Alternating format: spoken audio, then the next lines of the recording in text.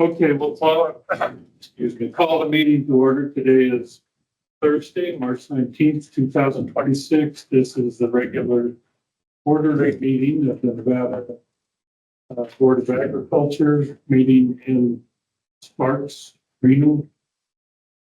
And our first item is the allegiance, I believe.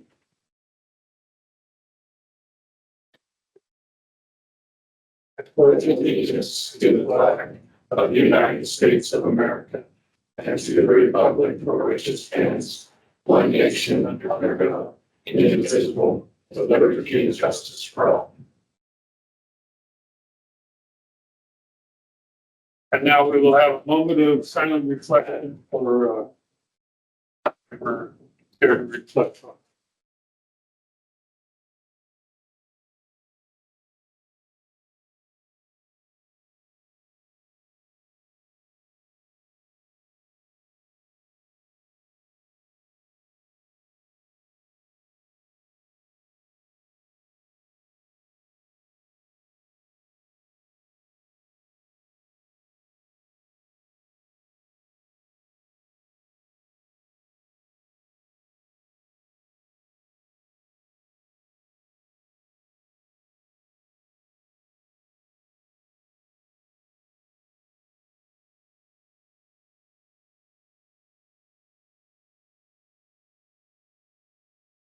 Okay, we'll move on to our virtual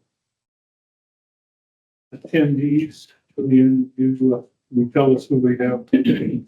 Yes, sir. Just a quick reminder for virtual attendees.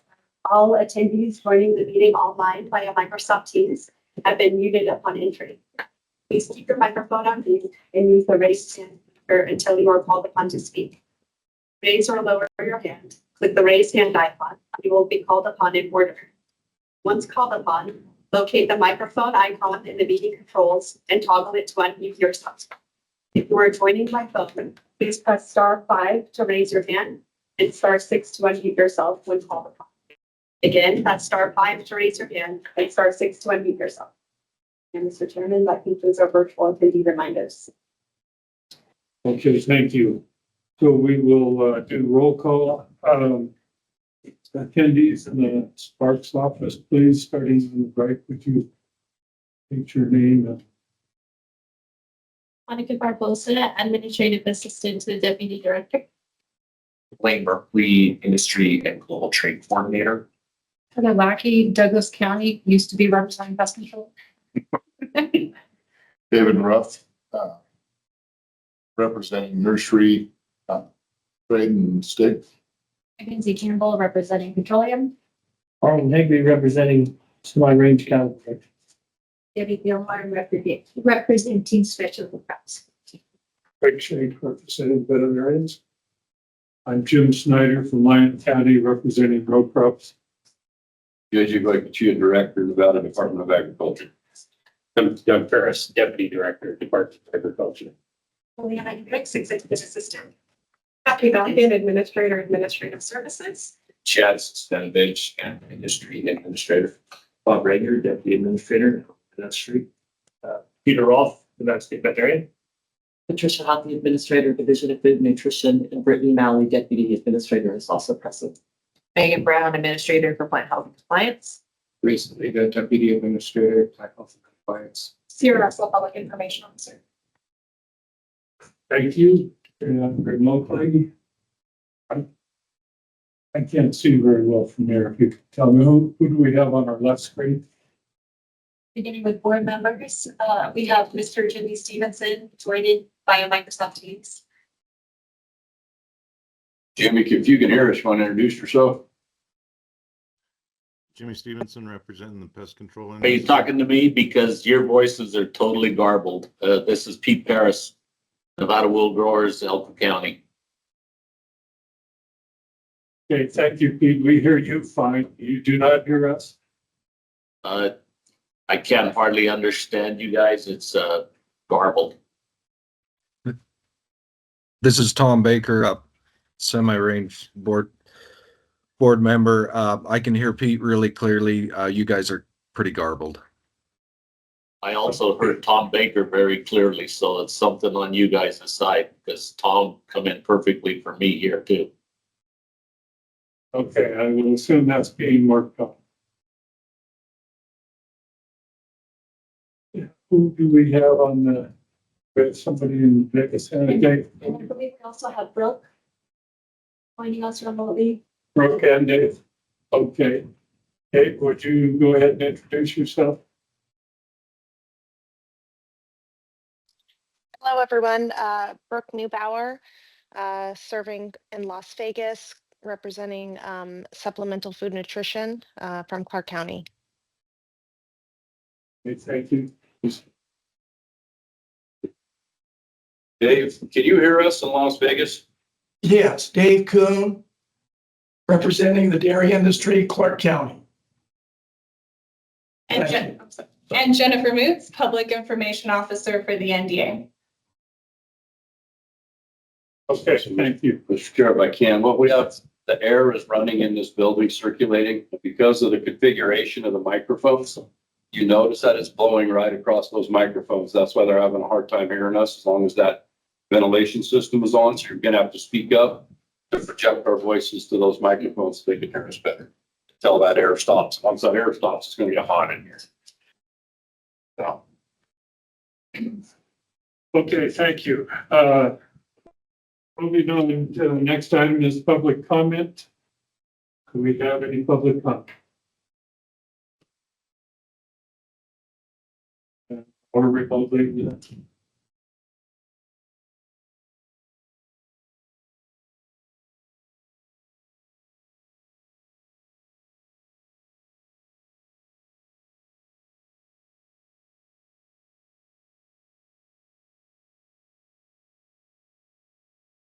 Okay, seeing no public comment, we move on to approval of the minutes of the December 4th meeting.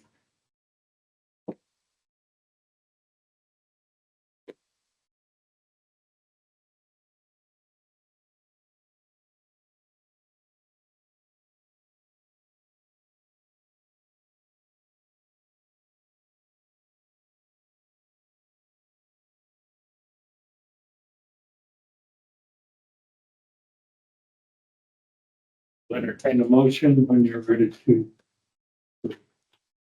Move to accept the minutes as written. I'll second. Any discussion? All in favor, say aye. Aye. Opposed? Motion carries. The minutes are approved. Next item is board management dates for upcoming meetings. You have those in your packet. Does anyone have any comments or preferred dates? Yes. So, Director Goycochea, for the record, you'll notice the June 11th date has Reno on it, not Sparks. That is a tentative location. We are actually planning on having this board meeting at the Nevada State Fairgrounds on the first day of the Nevada State Fair. We will have it in a room there called the Dock Bar at, within the Livestock Events Center.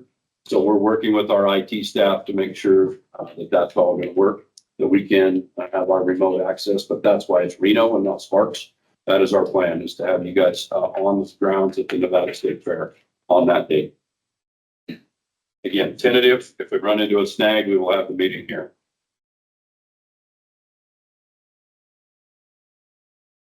If you so approve. Any other comments on dates? Excuse me, I am. Do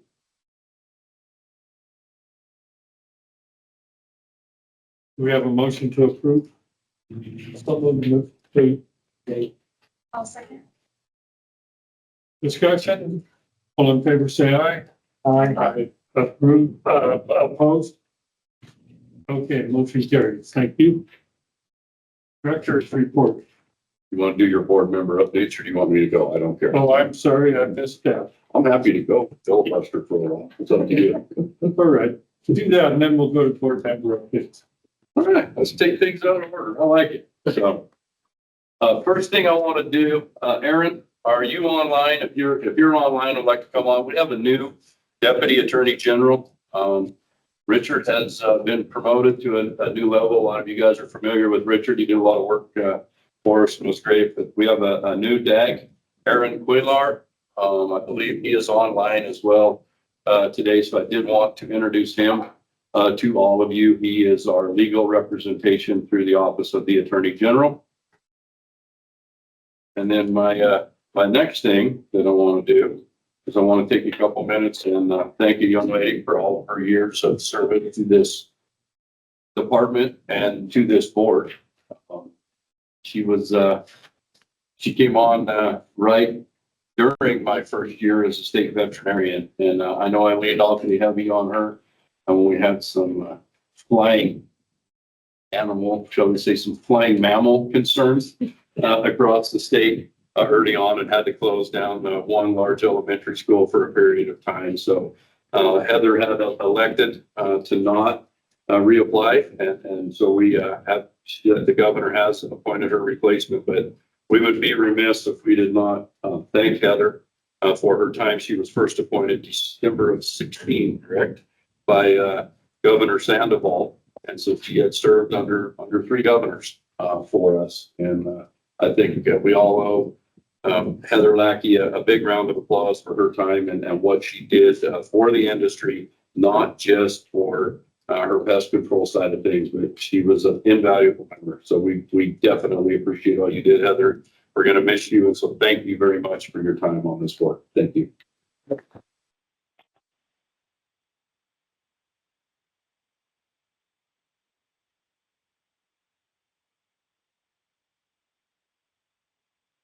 It was an honor. Thank you. That's all dive into my director's report. I'll keep it brief. You guys have it. As in the past, I'm not going to read it to you by any stretch of the imagination. You can see a lot of the meetings that we are involved in are continued and ongoing meetings that we have weekly, monthly, quarterly, whatever the case might be. I will say that I have greatly stepped away from the HPAI meetings and New World Screw Worm meetings. Those are Dr. Rolf's responsibility is handling that and doing a wonderful job on that. I still do call in as I can, or if NASDA, the National Association of State Departments of Agriculture, has something that we're concerned about, then we'll do a lot of joint meetings with the SAHOs. But other than that, we are in very capable hands of Dr. Rolf. And yes, I said it. He didn't even pay me to say it. So I don't have to worry too much about that. Doing a lot of work with the National Governors Association and Western Governors Association, trying to get their policies set. You guys know we've got a farm bill that passed the committee in the House, waiting to see what that's going to look like, if we're going to get any floor time in the House on that. So we're trying to work with other Western states and make sure we have a unified voice on some of those things that we can agree on. So both Blaine and I are working on a task force with the Western Governors Association, trying to make sure that our priorities as Nevada are addressed in a Western Governor's policy document. We had that first meeting yesterday. I had to get off early, but it looks like we're moving in the right direction. You guys know how those work. West is very diverse, and so we're not going to get everything we want. And some other states aren't going to get everything they want, but if we can get the language to where we can lobby and above all, do no harm to us and move the ball a little bit, that's our goal there. State meetings, still very active in the Sagebrush Ecosystem Council when it comes to sage grouse, Council on Food Security. I attend regular Western States Federal Rules discussions. Those are kind of an invite group. We do have priorities that align with those states a little better than some other Western states. So that is another group that we are using to leverage our voice on some things. That really revolves a lot around federal land management, that group. So we try to move that a little bit with our partners from Wyoming, Idaho, Utah, Montana, when we can. And so that is a very good group, and I continue to engage with them. One thing on here, you'll notice weekly construction coordination meetings with Nevada Western Heritage Center Alliance, Reno Rodeo, and our partners at the Nevada State Fairgrounds. And you guys, I'm sure, are aware that Nevada Western Heritage Center did receive $6 million to put in water, sewer, and stormwater infrastructure on that fairgrounds. That was done before we actually were going to take control of that property anyway from AB 333. So myself and Doug and engineer Rigger, we go over pretty regular Wednesday mornings and meet with that construction crew and those guys on site to make sure we don't have any hiccups or more hiccups. It seems like we have plenty, but that is moving ahead. We're fine. They found a lot of interesting things under there, as you can imagine. Where's that wire go? Where's that pipe go? We did find a very significant sewer issue over there 3 weeks ago, coming out of the livestock pavilion. So thankfully, that group had the money in a force account, so they were able to replace a lot of sewer pipe coming out of that livestock pavilion, all those floor drains. So we're moving ahead. We're continuing to do this work while events are going on. So we have to be cognizant of that. This weekend, we have Spanish Springs High School Rodeo on the property. So RSCBA attends these meetings as well. They're the group currently managing the facility. And so you can't have anything in this parking lot. So we shift construction to an area where those high school kids aren't going to be. We should have our fire flow tied in the next 2 weeks, it looks like. And we do have some asbestos pipe we've got to go back and pull out. So we're putting everything in, kind of making it flat so we can continue events. Now we're going to go back and dig everything up again and get that pipe out of there as we tie the new systems in. So that is working ahead. That is pretty exciting. In addition, I chair the Fallon Range Training Complex Intergovernmental Executive Committee. That's the expansion of the Navy base in Fallon. I came on as the chair of that, I guess about 3 years ago now. Part of that reason, you guys know, and Dr. Shank, I'm sure you're very aware of this, there are significant reductions to AUMs and grazing allotments for those folks around Fallon. As you get into B16, B17, and B20, the names of those ranges. So we're continuing to work with the Navy. They have sent the remaining closure letters out to those permittees in B17 and B20. So that starts the clock. They have 2 years plus, no less than 2 years from March 2nd. The Bureau of Land Management will issue a decision on a reduction of AUMs for those remaining permittees. That act was said that they had to be compensated if they could not find replacement forage. We all know there's not a lot of replacement forage in Nevada. It looks like there's not really much forage at all in places in Nevada this year. So that compensation piece is really what we're working through. How do we compensate these ranchers for that loss of those AUMs in perpetuity, because it is forever? And so those negotiations are ongoing. They can be heated at times, as you can imagine. Some of these individuals are going to lose really all of their public land grazing operation. And so how do you protect that multi-generational investment and ensure that that next 2 generations has a place to go to monetarily pay them enough through the Navy that they can go find another ranch or enter another source of income, if you will, another endeavor. For us, we want to protect as much of that agriculture as we can. That's our job. So we're trying to make sure those guys stay home. We don't want to see any more agriculture go away, but that will continue for the foreseeable future, definitely the next 24, probably 36 months. I will continue to be actively engaged in that as well.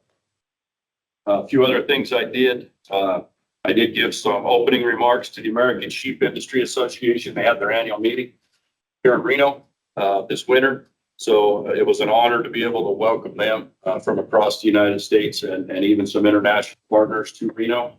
And then that evening, big thanks to Blaine Merkley. He did put on a dinner that night for our sheep producers. We had a lot of producers from neighboring states, especially Northern California as well, attend that. So Mr. Paris, thank you, and the Nevada Wool Growers for your contribution to that. I want to thank Cooperative Extension for their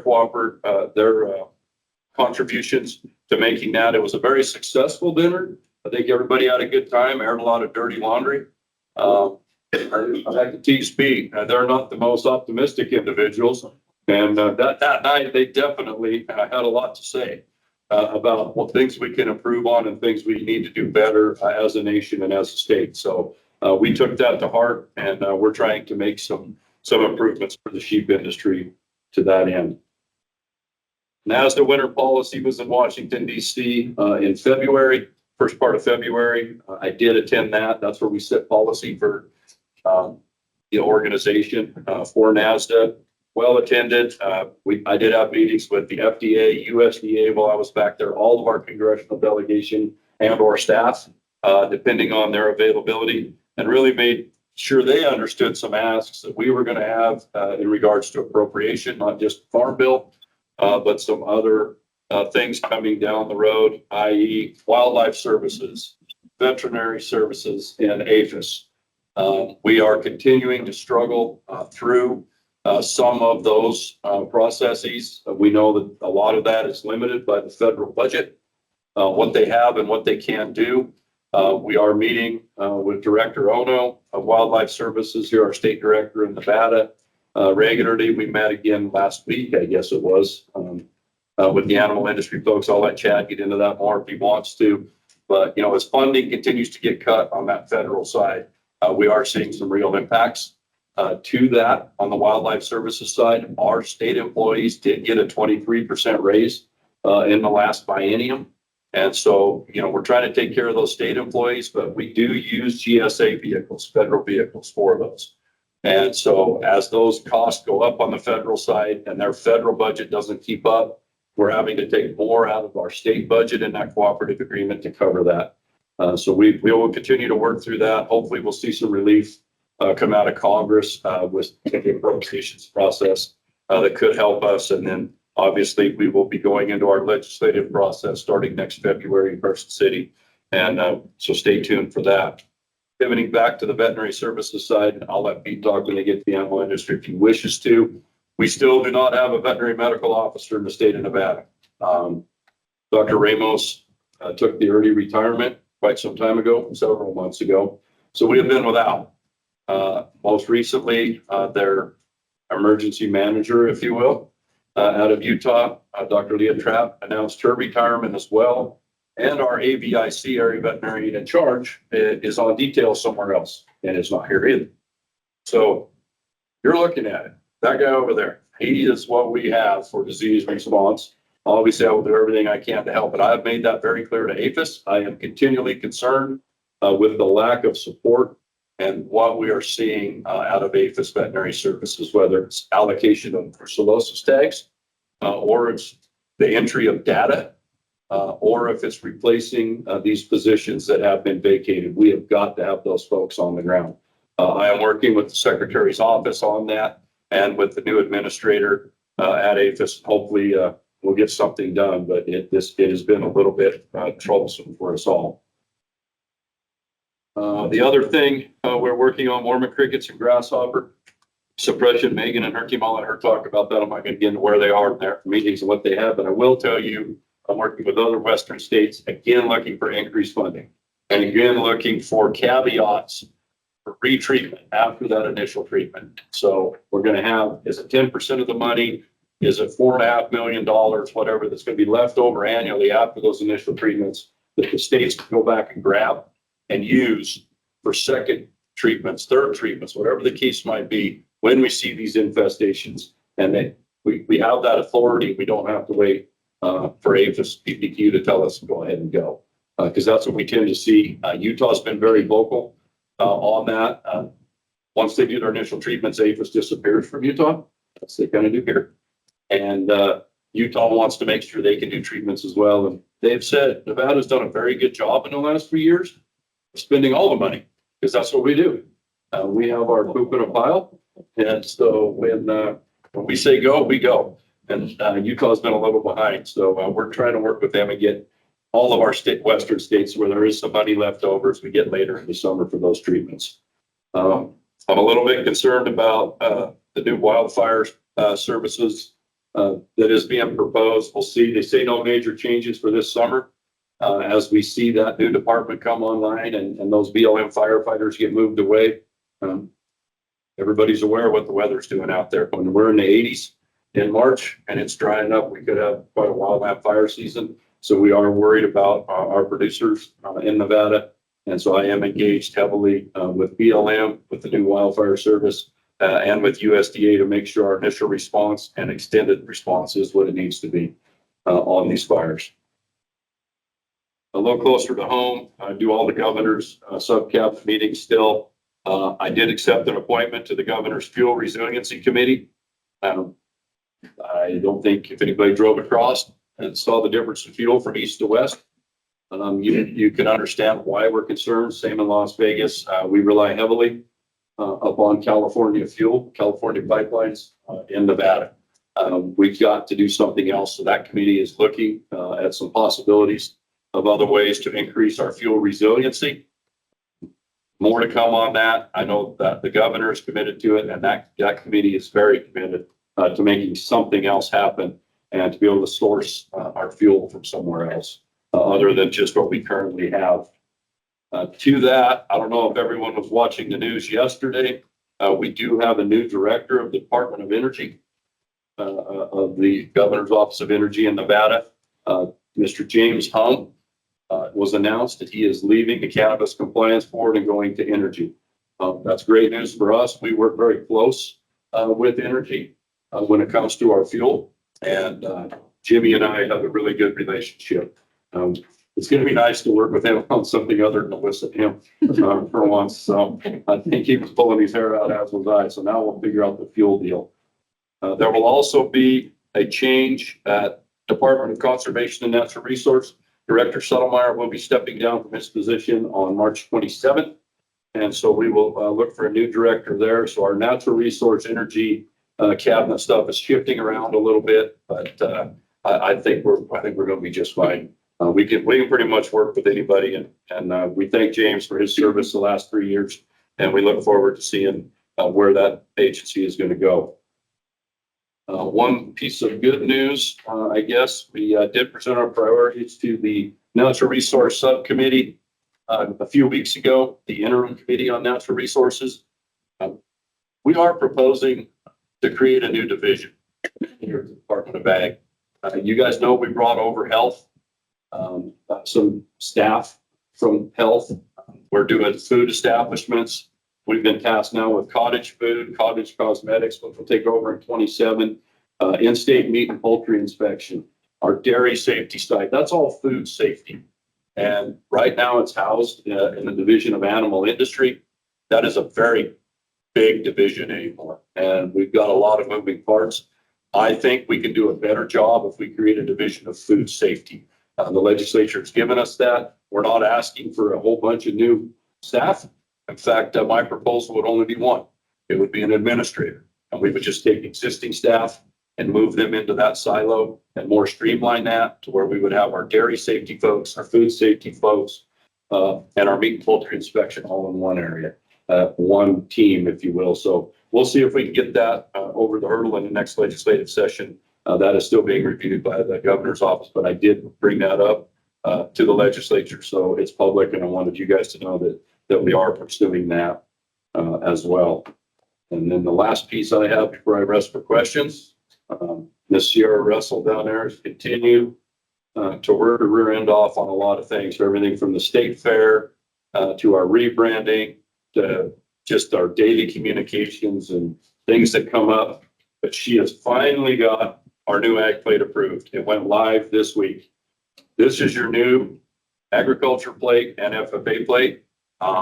It is live on DMV. We will be putting out press next Tuesday in conjunction with Ag Day to that effect. So you can go online. You can order your new ag plates. As a reminder, a portion of this money comes to us for promotion of ag, and a portion of it goes to the FFA for theirs. That is established by statute, and it must say people grow things here. So thank you, Sierra, for continuing to push on that as hard as you did. She would not let off on that, and it was exciting. And I will tell you that I ordered 2 new sets of plates this week, and my wife is very excited because she knows I'm going to find something to put them on. And with that, I'll stop for any questions or comments or anything I can address at this time, Mr. Chair. Any questions for the director? Yeah, yes. Oh, what brought to my attention is the grazing over grazing, that those allotments that are to be taken by the Fallon expansion. And told that, it's just hearsay, I don't have any facts, but they're only offering pennies on the dollar for what they're actually worth. And I understand that the grazing isn't a privilege or a lease, it's a right. That was established with the Taylor Grazing Act, and they fail, the federal agencies fail to recognize that. They refuse to recognize it, even though it's in existence. And that needs to be brought up in those meetings. I don't know if I should start attending those meetings or on that, I'm not. So, Mr. Chair, if I can, Director Goyachia for the record. So the valuation and those offers are a private negotiation between those permittees and the Navy.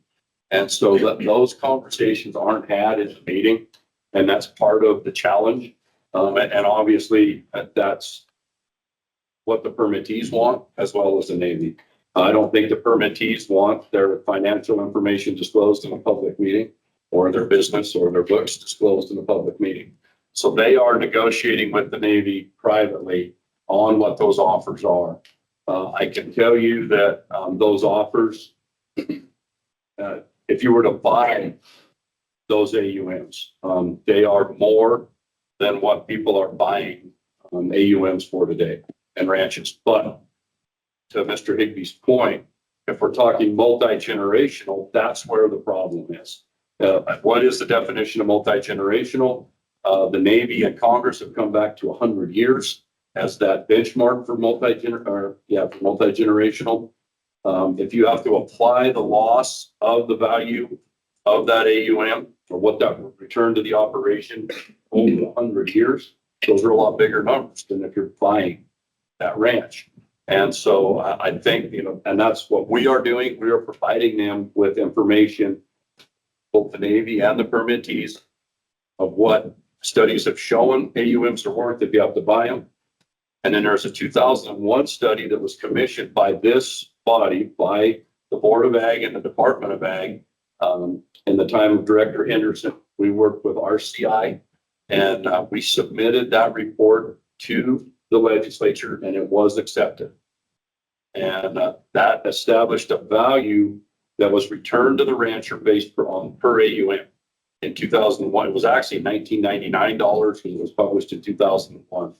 I have taken those values and applied inflation at 3% to those because that's what inflation has been. That's not speculative. It has been 3% from that time until today to come with a value that those AUMs are returning to that ranch today based on that study. I provided those to the Navy. I've provided those to the two permittees that are currently in that negotiation. The others haven't been. And we're hoping that we can get those valuations to come more in line. You can look that up. If anybody wants a copy of that study, let me know. I have it. I think it's 147 pages or something like that long. It's some light reading. But we have gone through that and established that dollar amount for them. So there's a lot of numbers in there. But and again, it's private. So we don't have those conversations in that meeting. And I don't think it would be right to have that because I'm not going to ask someone to disclose their financial information in a public meeting. And they would tell me what to do with it.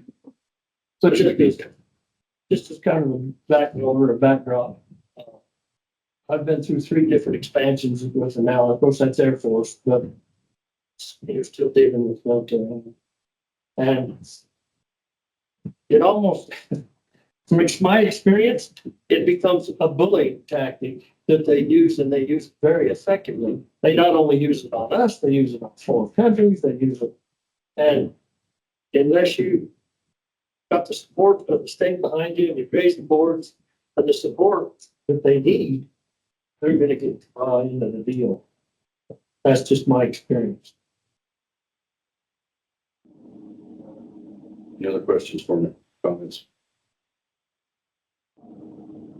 No, I guess I can go on. No, we can't go. We'll move on to now board member updates. Mr. Chairman, Yes. this is Pete Paris from Elko. Could I interject for a second?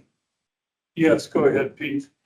I'm not hearing you guys that good, and I was trying to wait to see if you had any more questions for the director, but I don't have a question. I just want to thank UNR and Nevada Department of Agriculture for coming to our meeting and helping us discuss, whichever we all did. But like JJ said, I think it was a very interesting meeting, and we appreciate the Department of Agriculture's support trying to figure out how we want to proceed with stuff. So I just want to thank you, JJ and UNR, for sponsoring that thing. Thank you.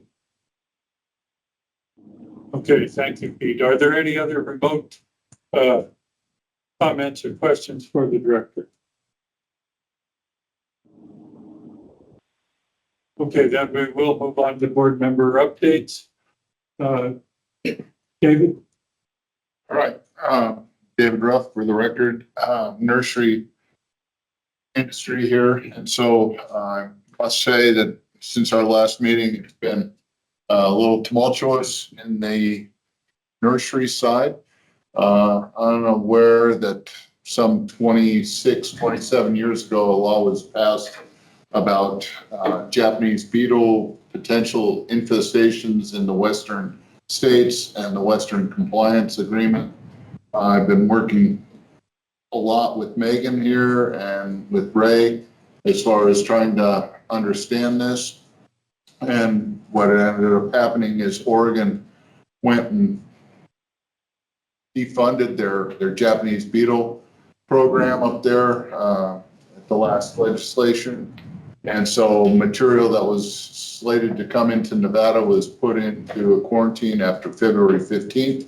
Had not something happened. And like I said, Megan has been working super hard at getting coordinated efforts with ODA, Oregon Department of Ag. And we have now reached an agreement with them, I believe, that allows Oregon nursery stock to come into the state of Nevada throughout the year as long as it falls into the unrestricted areas. And so we are asking for more help from the state. But it went out, and I will say it was kind of unsettling to find like the lack of ability for quick communication to any northern Nevada nursery owner, because this is an area that affects northern Nevada versus southern. And I'm hoping to end up asking for more help in quick responses and outline of information to other nursery owners so that they can see what is happening. Myself, I ended up bringing in almost a year's worth of product in 3 weeks, and to meet the deadline, and Megan ended up beating the deadline with a compliance agreement with Oregon here. So on the 13th or so of February. So again, kudos to her for that. So I talked with Ray and found out that there's like 12 other issues that are laws that I didn't realize that were on the books. And I don't think anybody else in the nursery industry is aware of to any great extent. And so I'm hoping that after the season is done, I can sit down and work more closely to find out more about these laws that were passed. And one of the issues that we had with the Japanese beetle quarantine is that they were asking for products to be applied to material that has been since outlawed or taken off the market. And so I'm thinking that with this next legislative session that we may need to go in and do some amendments. So, but other than that, we've got things good for ag here, nursery. Okay, thank you. Ms. Campbell. Yes, thank you. For the record, Mackenzie Campbell, representing Petroleum. We're entering a bullish market, and I'm sure as you guys have noticed that fuel prices have risen quickly over the last few weeks. I'm not going to hit on the federal point as much as the local point. Fuel pricing was rising before conflict in the Middle East started escalating, and that was due to, as JJ commented earlier, the supply that we have in Nevada. So Nevada sits on an island for supply for the end of the pipeline from California. California is closing refineries, which is causing a trickle effect in our supply to Nevada. So Reno is the end of the pipeline. If you're out here, you see the tanks. That is the end from California. Las Vegas is an end, and then that carries on to Arizona. So with that, I'm grateful to Governor Lombardo for creating the Fuel Resiliency Task Force. We're looking at this, and we were looking at this before conflict arose. This isn't going to be a short-term fix. This is something that's going to take time. Our board for the petroleum, as well as other major oil companies, are looking at this as this doesn't just affect Nevada. Idaho is also affected by supply from California, Montana, Arizona. One good thing is, in preparation to California shutting down, Salt Lake has brought on more barrels. So there is more product coming into Nevada via pipeline into Vegas and via truck into the eastern part of the state from Salt Lake. So that is helping us with supply demands right now. Long term, we want to come up with a solution where we can take care of our own a little bit better. So with that, the good thing is that we're working on it. The bad news is that you will see steady rises in prices until that's resolved. And that's all I have. Very good, thank you. Parma? Sure. I already addressed one on what's a concern. Another concern is loss of AUMs or loss of livestock in the state of Nevada over the last 34 years. I'll do via two, whatever. The retirement of allotments, grazing allotments, grazing AUMs, and suspended AUMs. They're pushing hard. They want us to grow our livestock industry to feed our people in the United States, and can't. It's locked up. It's all controlled by the federal government. According to the Taylor Grazing Act, it's against the law to do what they have done to retire AUMs. I think the state needs to step up and take a look at some of that. Some of the retired allotments in southern Nevada. One time there was 38 grazers. Now there's none. There's one, and he's grazing illegally. They say he is. It's not, but they should. Anyway, I think it's something we need to look at for livestock grazing. Other than that, I mean, part of the state looks good. They've had some storm. Part of it, still the central part of the state still looks pretty rough. They didn't get the storm they need. I don't know. It's a tough business. Okay, thank you. Debbie? Debbie Gilmore, representing Specialty Crops. So the Mesa Valley Beekeepers hosted their 16th annual Nevada State Beekeepers Conference, and I want to thank Director Gokachia for our welcoming statement, and our state entomologist, Brian McDowell, for being a part of that. I think it really helped bridge some gaps there, so I appreciate that very much. So right now, beekeepers are looking to get their bee replacements and new beekeepers starting. Most of those bees are being imported from Northern California. In the southern part of the state, I'm suspicious that they may be bringing those in from Arizona. And some on the eastern part of the state are importing those from Utah. So we'll just see how that all goes as far as transferring of pests and diseases. There's two national organizations in the country. One is the American Honey Producers, and they are joining forces with the California State Beekeepers this year, and they are going to host that convention at the Pepper Mill here in Reno. So that should be a pretty good event. As far as Lyon County goes, one of the big things are the data centers and the solar fields that are coming to the area, taking up some ag land, but also concerns about water and power sources. So I think a lot of rural areas in not only Nevada, but across the country are dealing with those same issues. There is a pest. One of the pests that beekeepers are dealing with right now is the Varroa mite, which is attributed to a lot of bee losses. But there is one that they have been studying for several years, Trophoelaps mite, coming from Asia. Talking with some of our speakers at our state conference, they believe that those mites would probably be introduced into the U.S. through Canada. Right now, bees cannot be exported from the U.S. into Canada, but Canada imports bees from all over the country or all over the world except the U.S. So they expect those mites to come from our northern borders. Other than that, bees are looking good. So that's all I have to report. Okay, thank you. Dr. Shen. I've got several things. One thing I'd like to say though is I reviewed the minutes from last meeting. Julianne does a really good job making us sound good. So whatever we say, those minutes look pretty good. So thank you.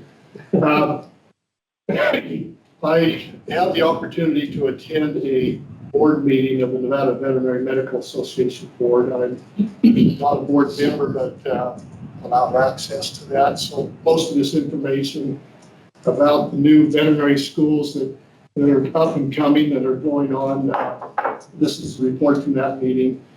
Just as a reminder, Director Gogachia's father had a lot to do with setting up an alliance with Nevada and Utah State University to fund $8 million for the next 10 years for 70 students from Nevada to attend veterinary schools. So that'd be 7 students a year. Their inaugural class only had 42 students. 2 Nevada students were given an opportunity to attend that inaugural program. For the veterinary class that'll begin in the fall of 2026, there will be 80 students. 39 Nevada students applied, 27 met the first cut, and 17 were offered positions in this next year. Now, obviously, we have money for 7. We have 17 students that have been offered positions. They need to apply or to respond by April 15th, and many of those students have other offers, I'm sure.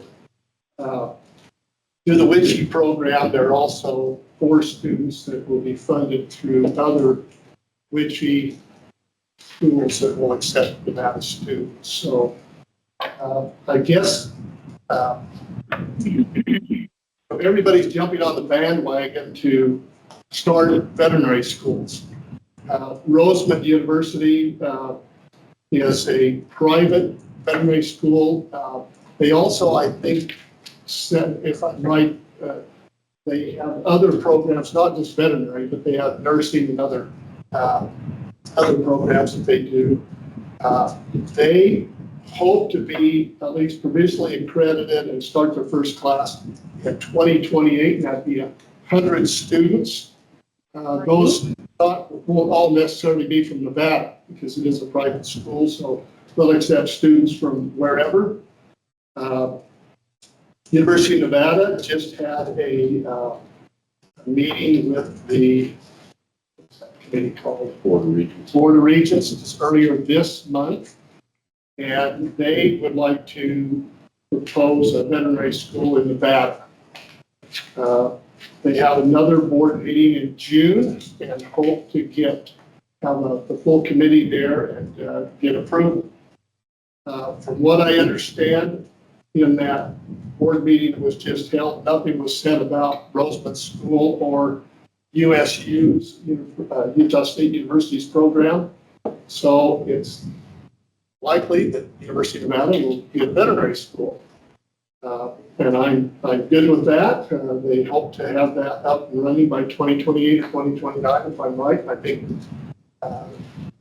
JJ has been involved in that. Now, the issue that arises, since everyone is kind of jumping on this, let's start a veterinary school program.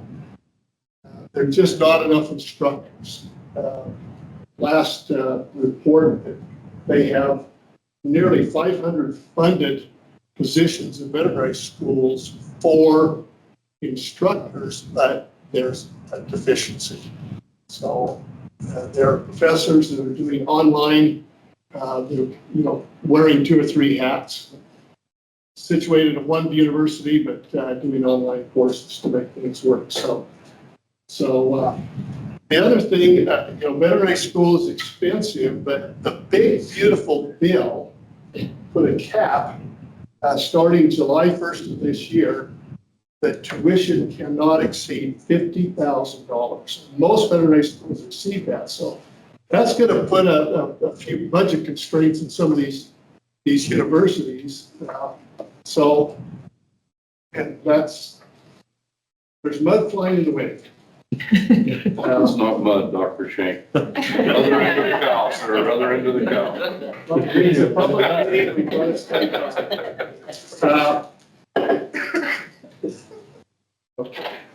It's Pat, yeah, make notes. When Spaghetti Julian's going to make me sound good no matter what I say. I was asked to serve on the Predatory Animal and Rodent Control Committee. And went to a meeting, and I think Chad, you were involved in that, and it was an eye-opener. Since the Nevada Department of Agriculture appropriates $20,000 towards that for predator control, is that right, Chad? No, It's more than that for our program. yeah. Okay. They gave this $20,000 amount. Well, I think that was an in-doubt project Okay, that you're talking about starting this.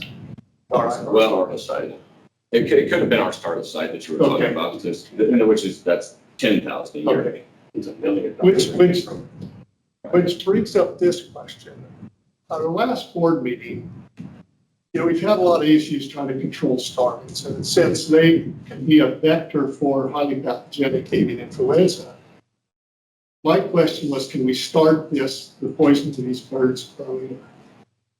And I was given the information that because of a shortage of product, that but there was some available, that was an issue. Apparently the suppliers and whatever. But in that meeting, I asked the question, why isn't Avitrol used? And they made the comment that there was an adequate supply of spermicide to be used. So there's a little disparity in what I was told and what they said. Now, this has been an unusual warm year. Birds started early, but most of my dairymen like to get these birds poisoned early. And it's still not getting done. So I hope there's some way that we can work together to get that done. And one suggestion is allow the producer, the dairyman, to play an active role, just not baiting the birds, but poisoning them. Most of these dairymen also have large farming operations. They have applicator permits for pesticides and herbicides. They're not done. So if we could use them, it would cut down on the cost of staff. We got boots on the ground at the dairy, and they know when to poison and when to get these birds controlled. So I would hope that they could be integrated. And Chad, I keep looking at you, not because I don't know who to look for. No, you're looking at the right guy. I'm throwing cards here, but I don't know. These birds can really be a nuisance.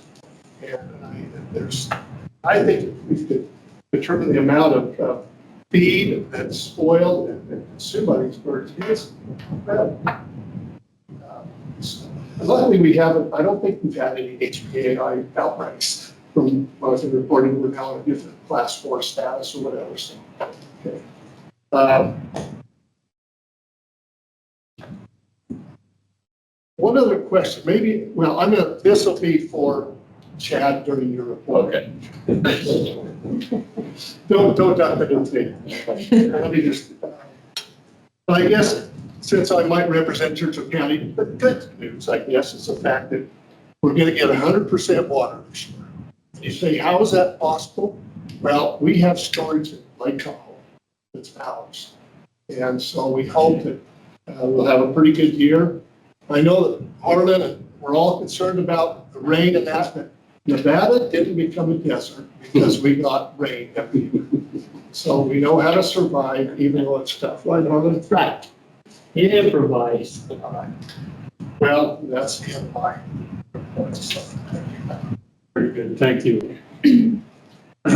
I would like to thank Director Goicoechea for his help with the an H-2A wage issue between, there was an issue with Dieter and Department of Labor, and we apparently have a resolution favorable to growers, so we appreciate his help on that. You care to comment more on that now? Or? If you'd like me to, sir. So Director Goicoechea, for the record, there was a prevailing wage survey commissioned from Dieter, which is the Department of Employment, Training, and Rehabilitation. So our labor department in the state, if you will. They commissioned University of Nevada for a prevailing wage study.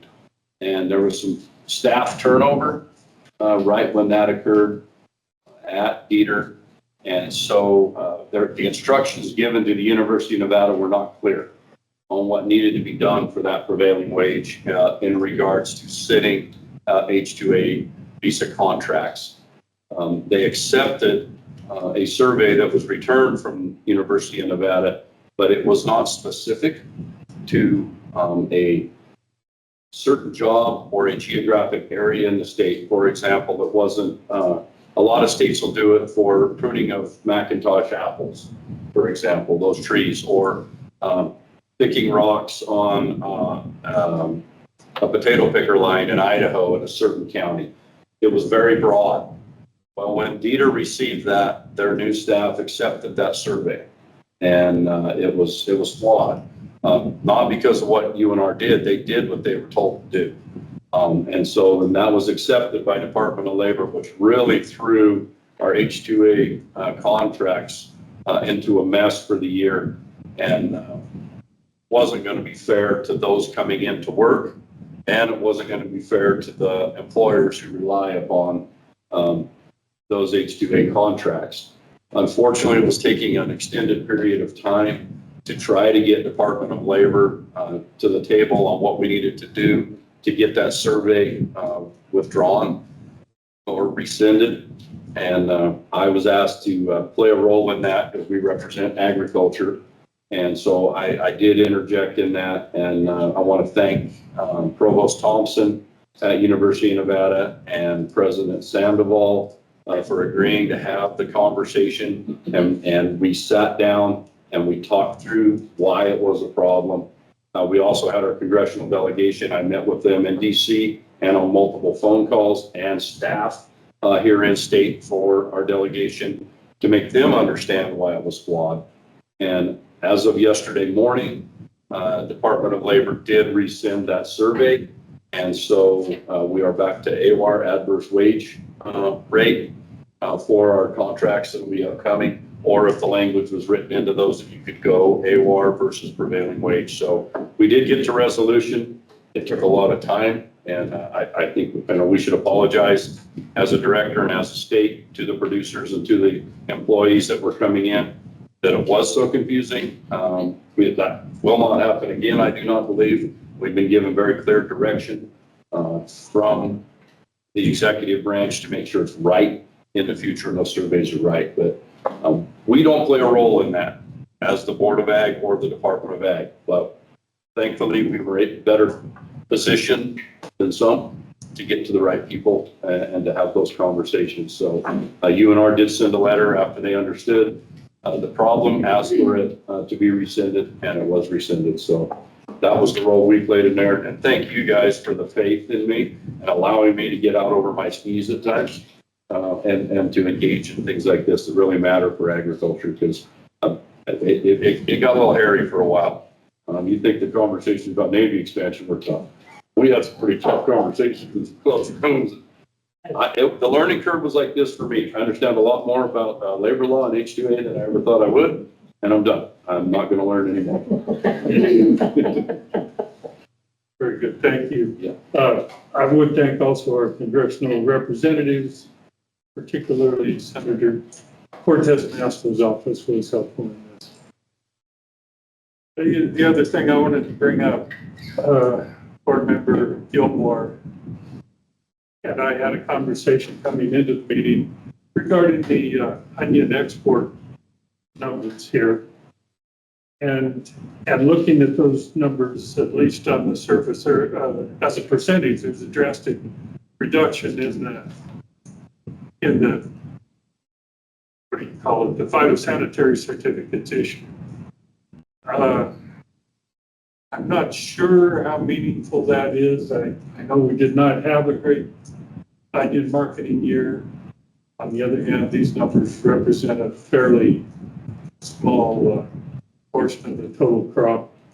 So these numbers don't look good, but and the onion market being what is very volatile, up one year, down the next, it's hard to sort it out.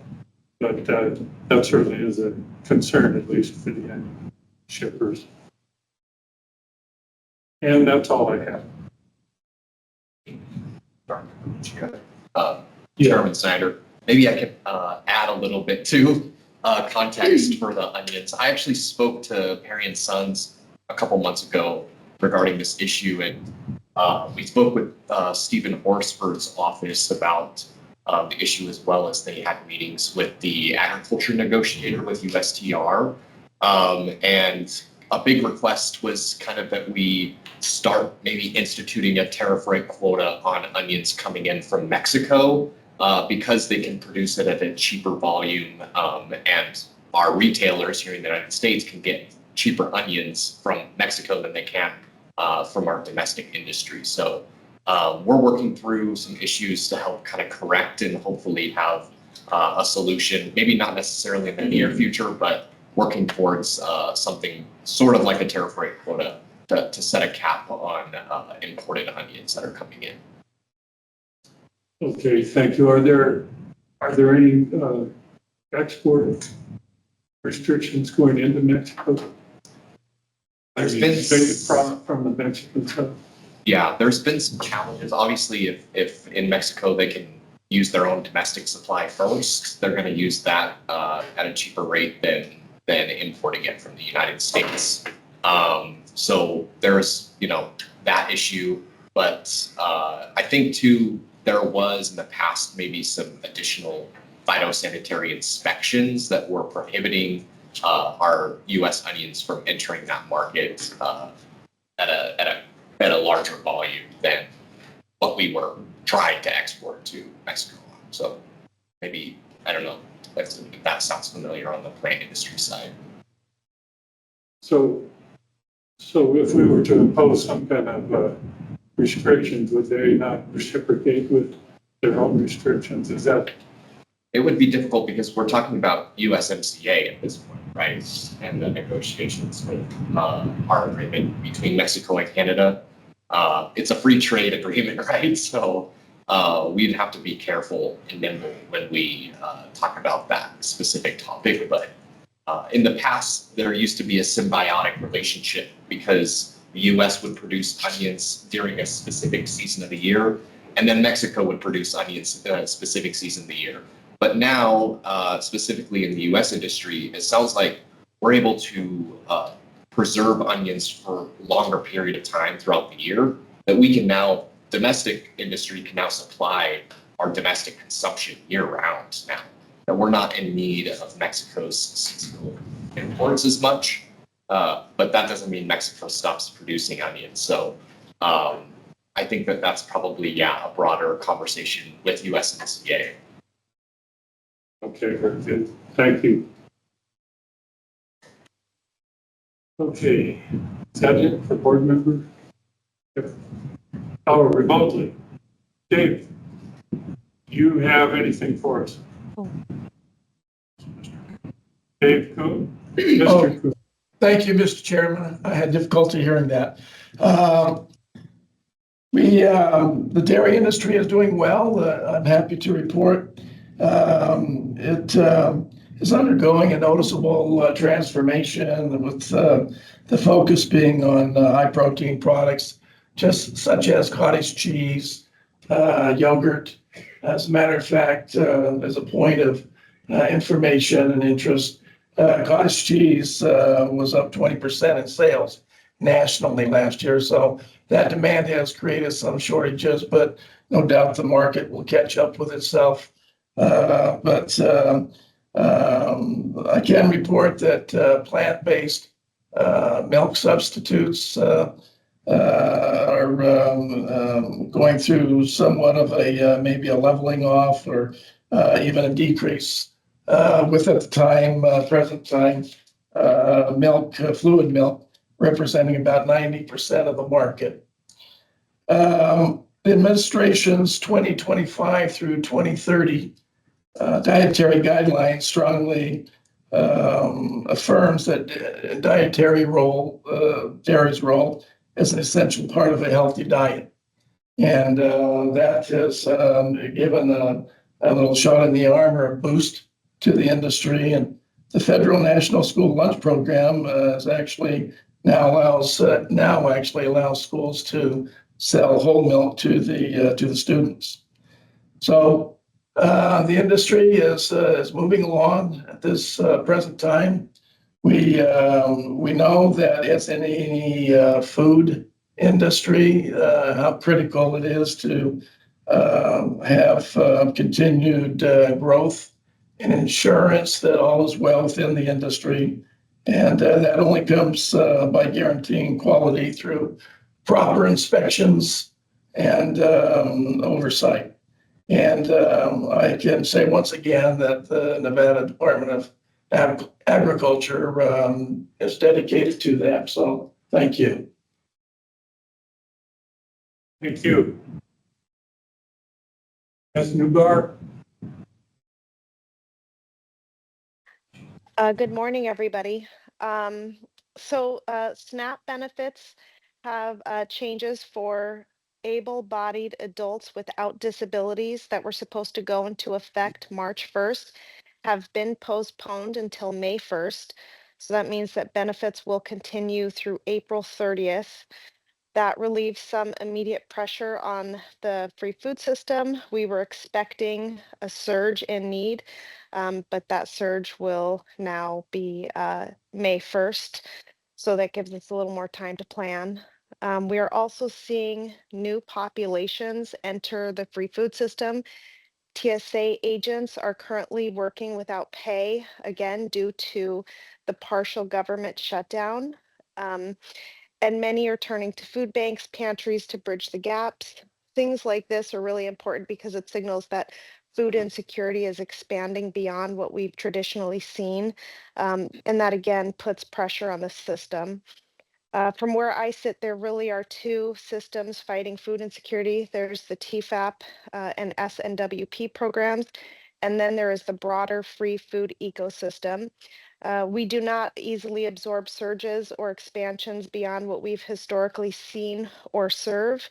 In chatting with Three Square, they shared that they've been trying to rely more on retail rescue to help cover gaps, which isn't always consistent. So this really reinforces the need for us as a community to work together to use the TFAP as efficiently as possible, while also focusing on long-term stability to helping people get back on their feet. And I just wanted to take a moment and acknowledge and thank the NDA for this work. It feels like fighting food insecurity is a partnership trifecta, community organizations, food banks, pantries, alongside broader partners like the NDA, all of the retail providers, and others who are helping fund and supply food. Everybody is really dependent on these food programs, and equally as important are it's just the community, the people that show up to serve this food, as well as the people that show up to be served. It's not easy to seek out help, and it's definitely not an easy system to navigate at times. So thank you guys so much for your time, and appreciate being here. Thank you for your report. Mr. Stevenson, you have a report for us.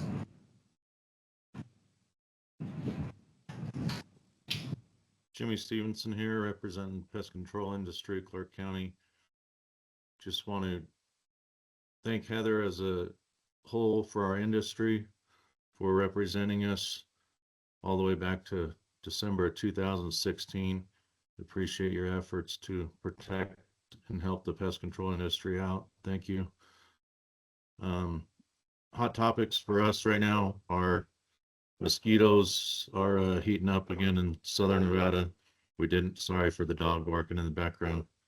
We didn't have much of a winter freeze in southern Nevada, and these new Aedes aegypti mosquitoes are already biting the heck out of people in their backyards and stuff, and so that's going to be a hot topic again this year. Looking forward to working with Raymond on the new software system for the termite inspections, the WDIRs. For those that don't know, we're still doing an old paper form that everyone has to go in and buy individual forms to do these termite inspections for refinances and purchasing house mortgages and stuff. But other than that, the industry as a whole is doing well. Obviously, with the vehicles and stuff on the road, we're looking at fuel prices and other things that can increase costs in our industry. But other than that, that's all I really have. Okay, thank you. Mr. Paris, do you have anything for us? Yes, Pete Paris for the record. The Nevada wool growers this year was fortunate to have the ASI convention in the state of Nevada. So it was in our backyard. There was a lot of information passed out there. One thing that I did notice is, just like the Nevada wool growers, seems like the national wool growers is getting smaller. From 40 years ago, there seemed to be twice as many people at that convention. But other than that, there was a lot of positive stuff related there. As JJ reported, he gave the welcoming and the opening ceremonies. We definitely appreciated him doing that for us. On the ranges, the western side of the state, we hardly had any snow in the mountains. That's going to be scary. Some of the desert country have had some rains. The feet's trying to come. But right now we're suffering through this heat. I don't know what that's going to do. Make it come, burn it, and then freeze it. That remains to be seen, I guess. The land market's come up quite a bit. Hopefully it hangs in there. Also, the wool market is a little better. Nothing to brag about, but anyway, there's some optimism in that. So right now we're just planning for a lot of spring rain and a kind of a wet, cooler summer, but that's out of our control. So anyway, that's about all we have. Okay, thank you. Mr. Baker. Tom Baker with Semi-Range Cattle Production. We've probably had the driest winter we've ever had. West of us has gotten a little more moisture, but it's been hot and dry all winter. The hay stocks are getting lower. People are looking for hay, having to feed in our area. And so hay prices are coming up, at least for feeder hay for people. But people are wondering what they're going to do for pasture for next year if it stays dry like it is now. The spring growth is going to going to be really poor in this area. Cattle prices are really good, which is good. Helps with the dryness. One of the issues that keeps coming up with us is 10 years ago, we didn't even think about elk coming into the pastures, the irrigated pastures and the crop fields. Today or this last summer, we essentially had elk pressure on every private property that we owned in this valley and in other valleys. And that's common with other private landowners. Anyway, in this part of the state, the elk pressure is completely different than it was 10 years ago. We were just starting to see them in private ground 5 years ago. And now the pressure is constant in our area. So I don't know what we need to do, but if we need to start looking at that and thinking about the private property and what can be done. And then I'd like to thank JJ for working on the H-2A wage. That was an important issue, and we appreciate the help. And that's all I have. Okay, thank you. That's it for board member reports? Just Hank online. Yep. Oh, I'm sorry. Hank? Yeah, thank you. Yeah, been kind of quiet, but appreciate the opportunity to not have to deal with the TSA and expensive flights. Yeah, farmers have been concerned about the elk, like Tom Baker was talking about across the state. We've been providing feedback to the Nevada Wildlife Commission, and hopefully they'll make some good decisions on that. The Nevada University Reno Extension hosted the Roots to Results Cultivating Farm and Food Systems Conference. They brought together producers, farm businesses, and agriculture professionals across the region. The event was well attended with over 100 people registered. They had workshops, discussed folks strengthening Southern Nevada's farm and food economy. Sessions that were focused on the production of food and agriculture innovation. They have a center here and its potential role that it could play in supporting the agriculture development here in Southern Nevada. There's a butchery basics, which demonstrated how to break down a pig and give them practical look at meat processing and highlight the potential value of opportunities for producers. Other sessions included value-added agriculture, taxes, marketing, social media, providing useful tools producers, agribusiness looking to extend their operations to new customers. There's going to be a second event, Cultivating Farm and Food Systems Conference, that's going to be held at the Nugget in Reno, or in Sparks, March 24th to 27th. You're interested. It's been dry and getting hot across the central part of the state, as was discussed earlier, and looking, it's probably gonna have some intense wildfires. Appreciate the director's comments in his report. The wildlife smoke regulations, SB 260, are a major concern. With the necessary monitoring data, large areas of the Nevada do not have monitoring access to provide air quality index. We understood it was to deal with wildfire smoke. It is now including PM 2.5, which isn't covered or required in the law. It feels unfair in nature to require employers in rural Nevada to apply any regulations which do not have necessary monitoring capabilities. Hay growers continue to face, challenges in the market. Be interested in see what this board can do to help support our hay growers.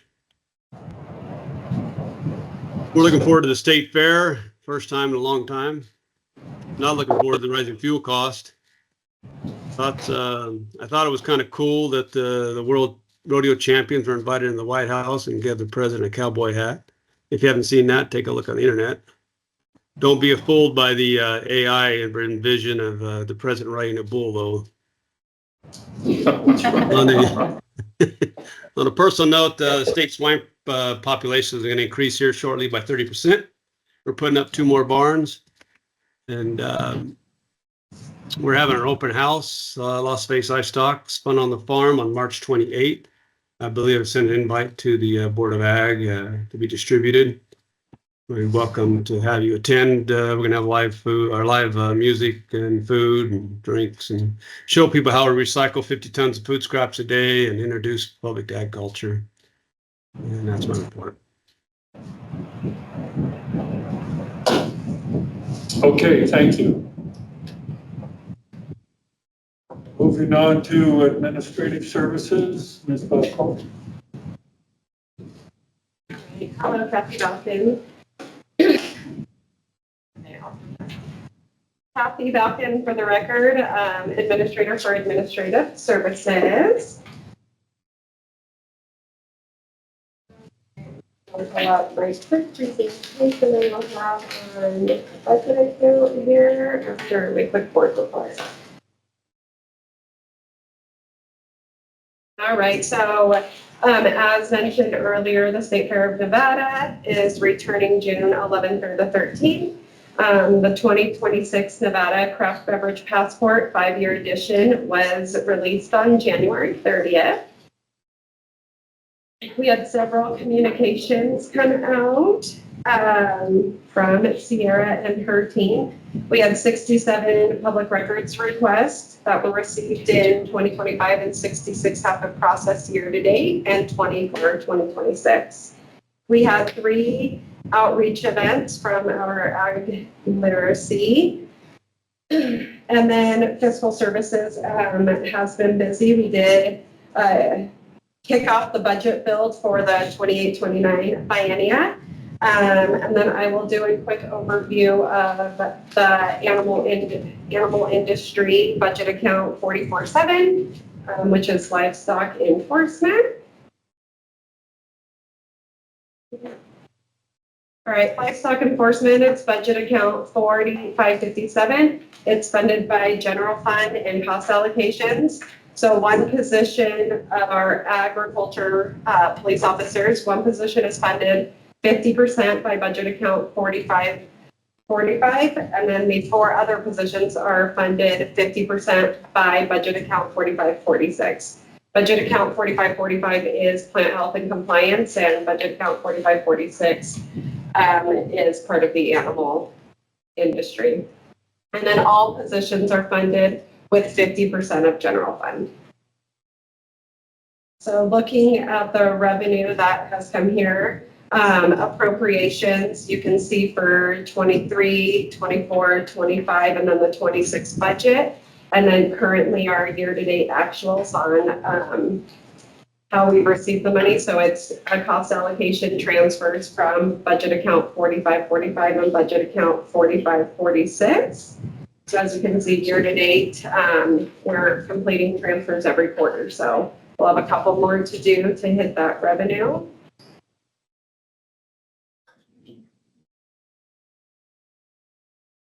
And then expenditures, as you can see on this one, we have personnel, operating, information services, and cost allocation. So you can see for personnel, 23 was 400,500, or 24 was 533,000. 25 dropped to 444,000, and then you can see with some of the budgeting with the salary increases that we had last biennium, we are now at the 751, and then year to date, we have had 309,000 hit.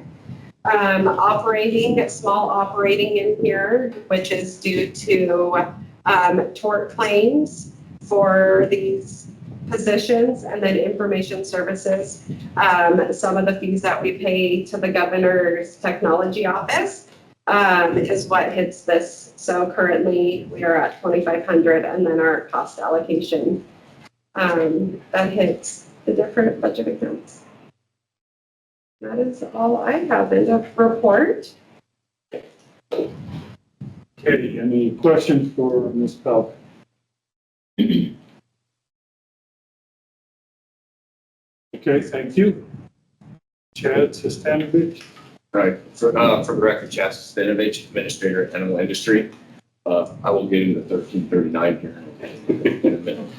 I wanted to, NAC 571, and we had an adoption hearing the day before the last board meeting. It became effective at the end of February. I'll get into the trick right now before that service portion of it. The very beginning of the season, I was a little bit concerned. We've gone through it the last several years with higher numbers than anyone would like. Started off a little concerned, but it has trickled off throughout the spring. So I think we are making a dent in it with these new regulations. I'm hoping we will eventually get it knocked out of the state, but we're working on it. All the other NAC administrative codes we're going to be going through. The director mentioned food safety coming over, so we are working on NAC 446. Staff's working really hard getting that through, and hopefully we'll start workshops shortly. We also 585 for Punch Foods. We'll also be working with Megan and Ray, 587, some commercial feed input there. I'll jump right into our park. So the park committee, that meeting, we do secretary that meeting. Majority of the time, not much input from us. NDOW comes in with our projects for approval from the committee. Regarding the 1339. 1339, we depend on Wildlife Services to purchase it. Now, they had some left over from the year before. And the difference between treating starlings or the eggs for ravens. So they talked about eggs for ravens quite a bit. They have upped the number for the take of ravens, which is everybody can agree that was needed. They worked all winter. They wanted to hit a lot of the sage grouse legs with the eggs. The amount of 1339 to treat an egg versus the dairy is substantial. And that's the difference. So we could not purchase anymore. They match what we purchased. With this year being that was on back order, we could not purchase it. They had a small supply that they could treat eggs. They had enough to treat the eggs. And so that's where they were working on with the eggs. With the dairies, we were lucky because there was not an outbreak of IPAP. Not to say there was not starlings. When it comes to the restricted use license, I'd have to look into that a little bit more, but I believe there's a direct supervision from Wildlife Services. When there's eggs, when they're putting eggs, they can't just hand it out to the producers to go put eggs out. They can be there and they can spread out and try to put the eggs out. But when it comes to, I'd have to look into it more. But I think they would have to be there anyway. So that's my understanding of it. One thing with the director mentioned the funding shortages with Wildlife Services, USDA. We've done everything we can because they have eliminated, I wouldn't say eliminated, they've chose not to fill positions within Wildlife Services in Nevada. We have had some of our field assistants, NDA field assistants, moved to a gunner position, for instance, because they would not fill that or could not fill that position. So we have stepped up to help them as much as we can. He's gunning, he's trapping. They are spread out throughout, and we're spread thin. So doing everything we can. Veterinary services. If you guys have any questions, if I leave anything out, Dr. Rolfe is here. I wanted to touch last time we were at the board meeting, we were just ramping up the entry permits for equine because of the outbreak in neighboring states. I do want to thank the staff because they worked very hard with a lot of entry permits, and I thanked them last time, but the importance of traceability, if it happened to get to the state, is very important. Everybody worked very hard.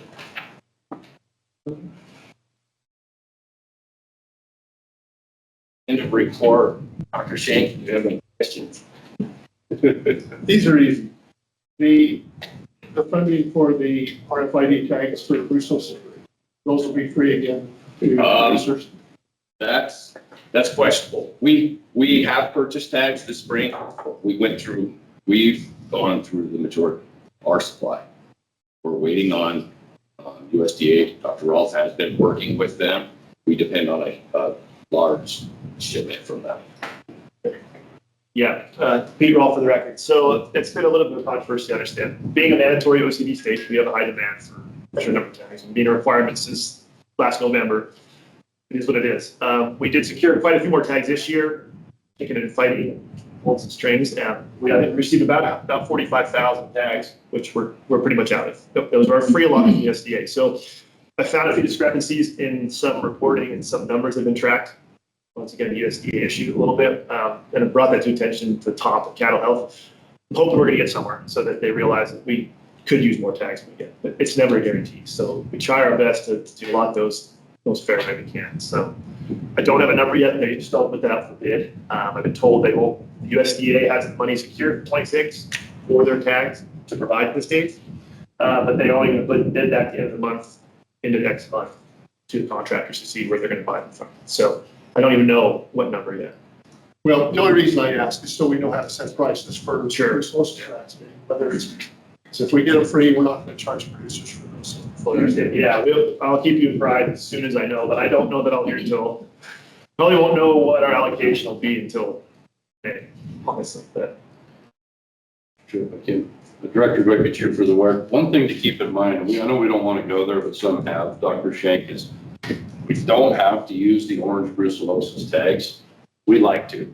And part of that is because our regulations in Nevada that we just adopted, 571, and got approved, as Mr. Sustainable said, if they have that orange OCD EID tag in, we don't have to read a tattoo anymore because we know that's there and it's tamper proof. But if we have to, and these guys can get tags from where food comes from, which is, I just drew a blank. IMI Global, their old IMI Global, they can put those, they can get those as well from somewhere else. But then that work comes to you that you've got to record those tags. We have a scanner, so that makes it easy. But so I'm not extremely worried that we're going to stop vaccinating if we run out of the orange tags, but we sure are pushing as hard as we can to get as many of those as we can. Most of our dairies have already tagged their cows even before brucellosis vaccine. It's an age-40 tag, so that's what we use for most of those, but it might be producer choice. A retired guy should do a lot of. Anyway, that's another subject. Can I add You're not retired. one more thing, Chad Sustainable for the record, and to JJ's point, with white tags, then you are checking for tattoos, and that does become, labor intensive. So. In regards to, this was in your report under veterinary medical services, paraplasmosis found in the state, EIA. I know you can't say a lot about it, but is this a rescue group or? No, it's not. It's, people, and for the record, let's not get too deep into this. Unfortunately, the biggest problem we struggle with current EIA and paraplasmosis, those two diseases can go together because they're transmitted very similarly. Across nationwide, especially in the Southwest United States, our cases of EIA and paraplasmosis tend to be in a very specific demographic of horses. That demographic is non-sanctioned horses. Okay.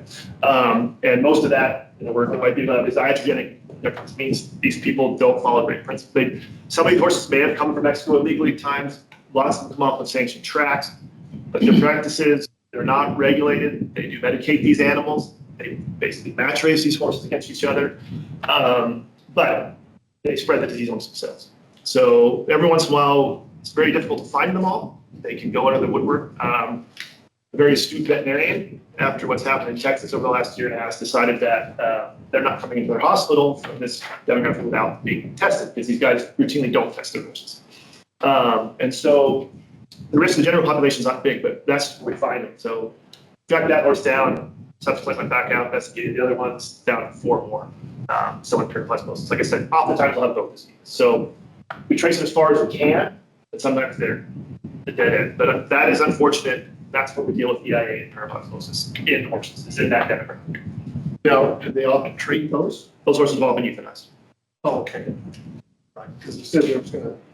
Yeah, that was a little bit, when I wrote that, Chad, I hadn't quite followed up. I had a few days early on to fix that. This is the last question.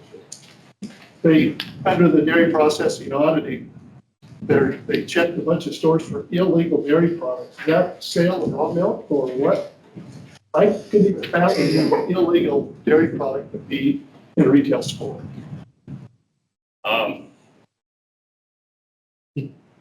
Yes, all the above. Well, yeah. We also have, believe it or not, we have illegal camel milk being sold, camel, CAMEL milk sold in the state of Nevada. And that is highly regulated, and it is coming from foreign countries that do not have an FDA certificate and are not inspected. So we see a lot of public health concerns with some things that we are seeing. In addition, cottage, it's not cottage food, it's bathtub cheese. Not for sure, so we see some of that as well. Okay, I'll quit asking some of these questions. Thank you, Chad, for. Dr. Rawl tends to find some of that while he's looking for these unsanctioned horses. Now we know what to look for. There you go. Sometimes see a little of that too. Okay. Dr. Russ. That was my dad. Interrupt for the record, Chad, I just may have spaced out here, but can you give me a little more definition and clarification between starlings, the ravens, and the eggs that you were talking about? Okay, yeah, Chad Stanovich for the record. So with the ravens, they treat eggs, drop them out and the ravens eat the eggs. Starlings, to treat the starlings, it's in a feed mixture, grains, and they put that out on the dairies to treat the starlings. It takes the amount of starlicide there's a huge difference. Okay. Huge difference in the amount. The amount of starlicide they use between treating eggs and treating the feed for the dairies. Amount wise. CC wise. Yeah. Okay. Thank you. Other questions for Chad? Okay, let's take a break. Return at 10:50.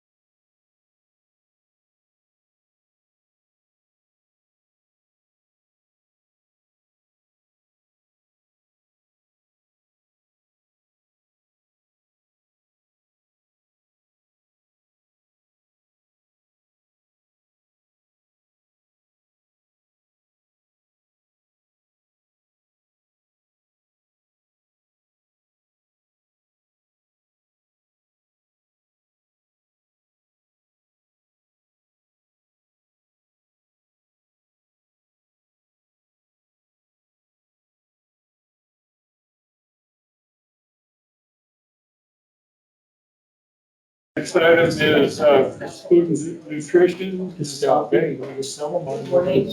For the record, Trisha Hoppy. You have your report in front of you in our packet. I just want to hit a few highlights for you. The Senior Farmers Market Nutrition Program, that is starting up next month. It's one of our popular flagship programs for seniors. That's a really good one. So share that far and wide, please. Home Feeds Nevada, we anticipate starting operations up after July 1st in the new state fiscal year 27. We'll keep everybody posted. That's kind of what it's looking like right now. And then I also want to highlight that we are officially in our Las Vegas warehouse. Several of you probably saw the great press we got last year in December, as you know, when you were here for the December board meeting. So we have been in there now for a couple months and things are going well. It's a lot easier having all of our food under one roof, for sure. And end of report. Okay, any questions from Mr. Strickland? Okay, thank you. We'll move on to Division of Measurement Standards. Bill Strudzinski. Good morning, everyone. I hope you can hear me. Before I start, I'd like to apologize for not being part of the roll call. I was also having some issues hearing the main room as some of the other remote folks were. I heard the call for board members, but not for other attendees. That said, for the record, Bill Strudzinski, Administrator for the Division of Measurement Standards. I don't know if I will be as brief as Patricia, but I only have a few highlights to hit. In terms of livestock scale inspections for 2026, the schedules for work out of both the Sparks office and the Elko office have been finalized. It also does not appear at this point that weather will impact our scheduling at all. I won't comment on whether that's good or bad. I think it depends on who you are and what your viewpoint is. I've been working with Sierra, and she will be pushing out the monthly schedules on social media. So those will be available as the season comes closer and starts. And we have not posted the entire schedule, but they are available. If anyone would like a copy of that, please contact us and we'll get those to you. We are also involved, as I had in my report, with the State Energy Security Plan updates. Specifically, the Chemist 5, who supervises the Petroleum Technology Labs, and myself are reviewing the NDA specific portions of the current plan. This includes Appendix A, which is a multi-page list of contact names and numbers across a variety of industries. This is oftentimes a pretty volatile list. You know, people's roles change, and so it's good that it is being updated now. I wish that it had been kept up, and hopefully moving forward, we can update it on a more regular basis. Director Goycochea mentioned his participation in the governor's fuel resiliency team. Again, the petroleum technology staff within Measurement Standards and myself stand ready to assist the director as needed as that group does their work. With any data that we have, contacts that we have, whatever the need is, if we can fill it, we will. Mackenzie had mentioned the resiliency group as well, and we are also available to potentially offer assistance to ECAN as that very important work goes forward. Finally, I will just mention that usually we get a lot of complaints about fuel quality. That is not the case now. What we're seeing is actually increases in complaints concerning gas station pricing on street signs, that the street signs say one price and the pumps are showing a higher price.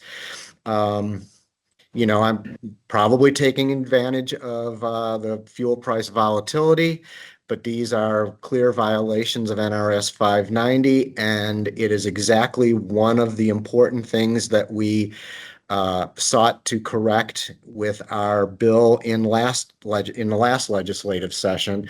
So with the passage of that, we have clearer and stronger authority to handle these complaints, and we've been taking quick advantage of that authority to make corrections.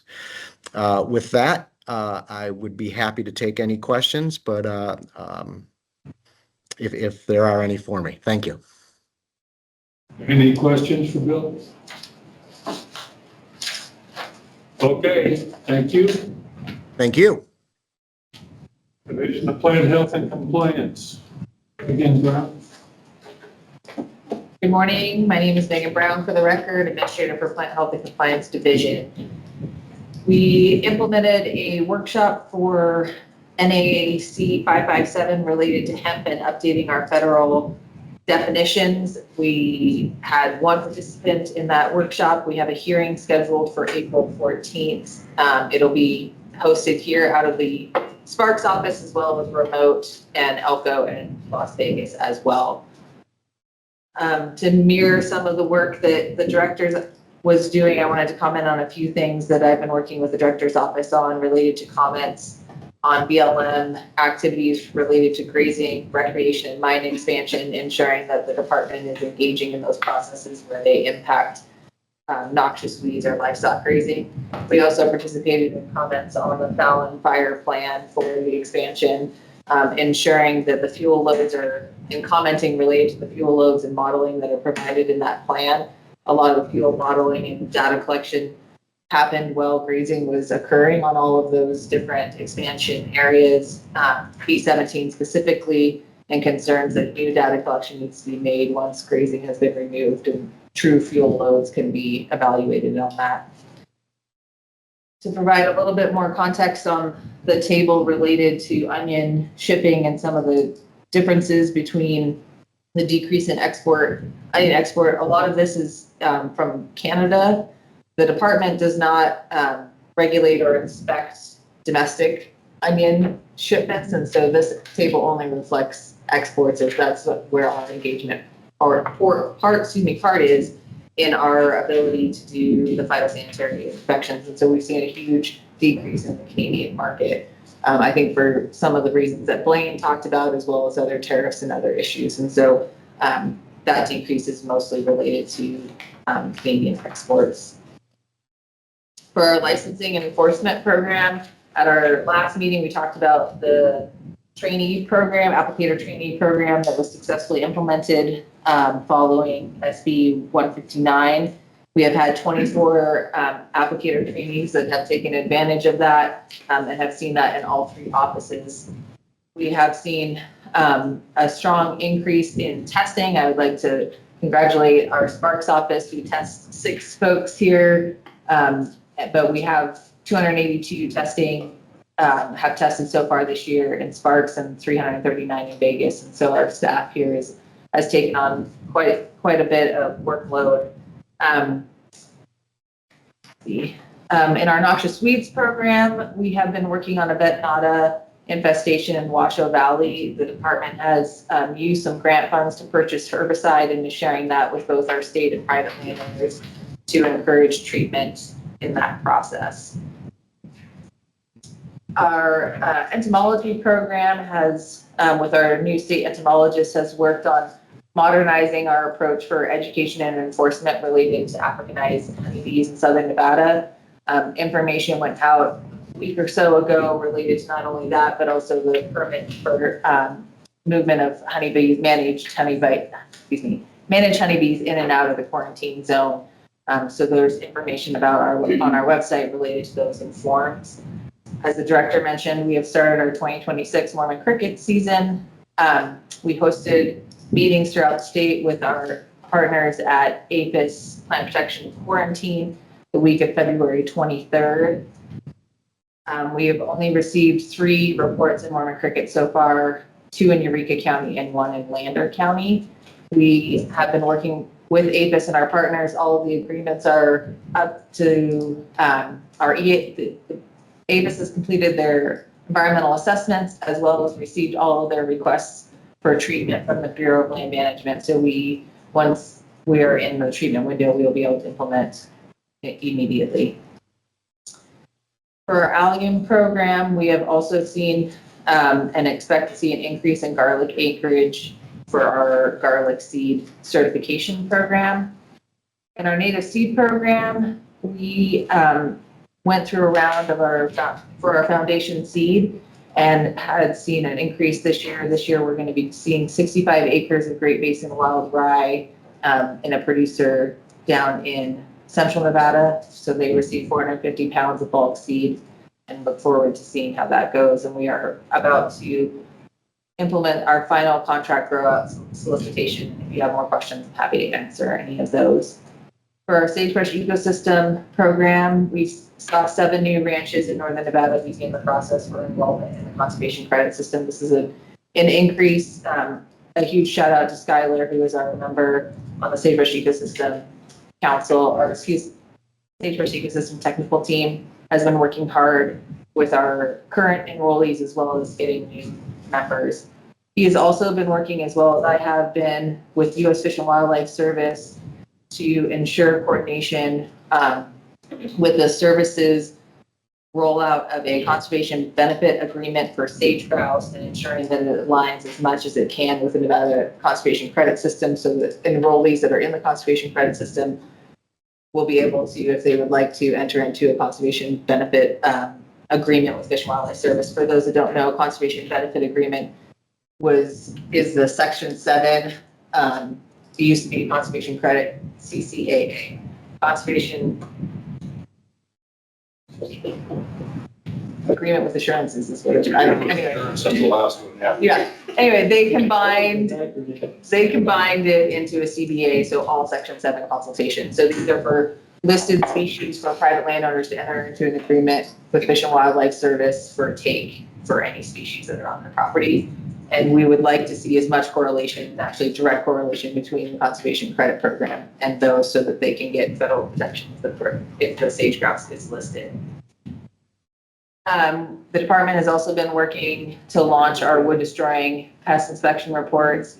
As board members, you had talked about, we are working with him and several others to launch our electronic program to hopefully modernize this in coordination with our pest control industry.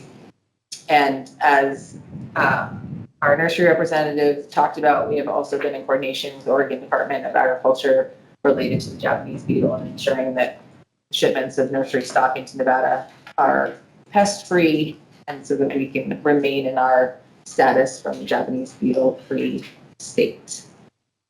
That is the end of my report. Candidate's the other C. Oh, yes, candidate conservation. Yes, thank you. Thank you. Questions for Megan? Okay, if not, we'll move on to public comment. Do we have any?